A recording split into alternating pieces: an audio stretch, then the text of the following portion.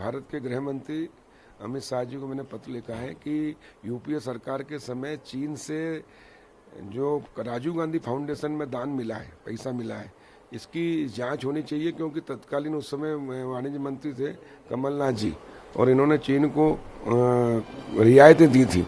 उसके बदले उन्होंने ये दान दिया है कि नहीं।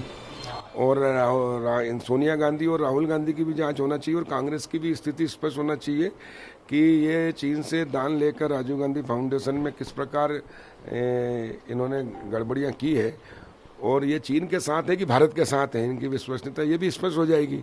और इसलिए जांच होनी चाहिए, देश को पता लगना चाहिए, देश की जनता को पता लगना चाहिए, देश की जनता को अधिकार है कि आखिर यूपीए के सरकार के समय चीन को क्या क्या लाभ दिए कंपनियों को, और उससे डोनेशन क्यों मिला और उसका उपयोग क्या किया।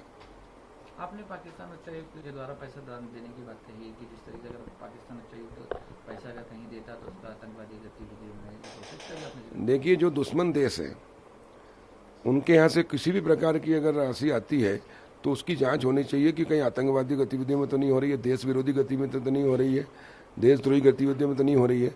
इस प्रकार चाइना भी जिस प्रकार हरकत कर रहा है भारत के साथ, उसकी भी जांच होनी चाहिए, ताकि उसका पैसे का उपयोग क्या किया है यह स्पष्ट जनता की, देश की जनता को अधिकार है ये जानने का, और इसलिए हमने मांग की है। आज प्रधानमंत्री गए हैं लद्दाख, जहाँ पे सीमा को लेकर विवाद चल रहा है, उसी को बूस्ट अप करने की, मनोबल बढ़ाने की। देखिए, प्रधानमंत्री जी हमेशा देश के लिए जीते हैं, देश को शक्तिशाली, समृद्धशाली और वैभवशाली बनाने के लिए पूरा काम करते हैं। और हमारी सेना जो सीमा पर जो चाइना से, पाकिस्तान से, आतंकवादियों से लड़ती है, उसका मनोबल बढ़ाने का काम हमेशा प्रधानमंत्री जी ने किया है, वही काम वो कर रहे हैं। और स्वागत योग कदम है, पूरे देश की 133 करोड़ जनता प्रधानमंत्री जी के साथ है, और हमारा गर्व है, हमको गर्व है कि ऐसे प्रधानमंत्री मिले हमको, युग पुरुष जो स्वाभिमानी, पुरुषार्थ, चरित्रवान, देशभक्ति की भावना से ओतप्रोत है, और पूरे देश की जनता के अंदर ये चारों गुण वो लाना चाहते हैं। और हमारी सेना जो हमारी रक्षा करती, देश की रक्षा करती, उसका मनोबल बढ़ाना प्रधानमंत्री जी का दायित्व है, वो पूरी तरह से ईमानदारी से निभा रहे हैं, और स्वागत योग कदम है, हम उनके इस कदम का स्वागत करते हैं। एक और सवाल है कि इस समय मध्य प्रदेश की राजनीति में टाइगर बड़ा चर्चित चल रहा है। कल सिंधिया जी ने भी बोला, पहले इससे पहले शिवराज जी बोलते थे कि टाइगर अभी जिंदा है, अब कल सिंधिया जी ने बोला कि टाइगर अभी जिंदा है। और कितने टाइगर हैं?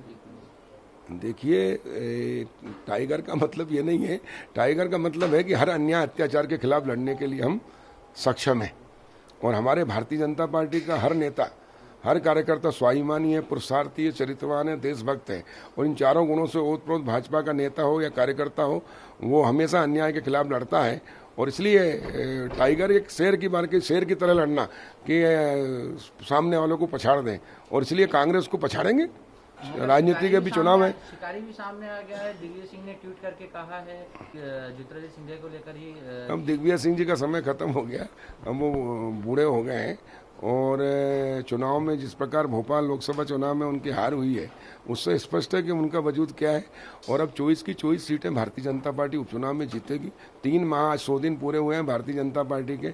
इन 100 दिनों में 15 महीने की कांग्रेस की सरकार ने जो माफिया राज लाए थे, जो गुंडा राज लाए थे, जो भ्रष्ट राज था, उसको हमने खत्म किया है। अव्यवस्था को वापस व्यवस्था में बदला है, सत्ता परिवर्तन से व्यवस्था परिवर्तन करके दिखाया है।